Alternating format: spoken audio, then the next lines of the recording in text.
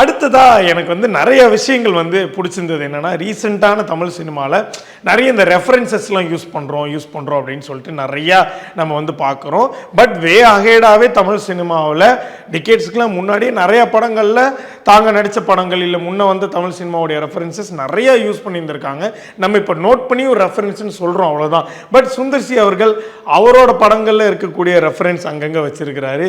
உதாரணத்துக்கு ஒரு மதகஜ ராஜாவுடைய ஒரு போர்ஷன் ஒரு இடத்துல வருது, பயங்கரமாக சிரிக்க வைக்குது. பட் அது என்ன போர்ஷன் நான் சொல்ல மாட்டேன்.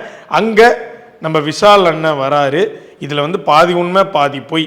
அவர் ஆக்சுவலாக வராரா இல்லையா அப்படின்றத நீங்கள் படத்தில் போய் பாருங்கள். அந்த மொமெண்ட்லாம் நம்மளை அங்கங்கே ஒரு சுந்தர்சி சாருடைய ஒரு யூஸ்வல் கிம்மிக்கை போட்டு அந்த இடத்துல நம்மளை சிரிக்க வைக்கிறாரு, ரசிக்கவும் வைக்கிறாரு.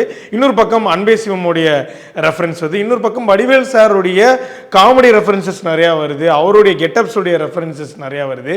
இதெல்லாம் பார்க்கும்போது பயங்கர சூப்பராக இருக்குது. ஸோ நான் ஒரே ஒரு விஷயம் மட்டும் ஹிண்ட் கொடுக்குறேன். விஷாலுடைய டைஹார்ட் ஃபேன்ஸ் எல்லாருக்கும் கிளைமேக்ஸில்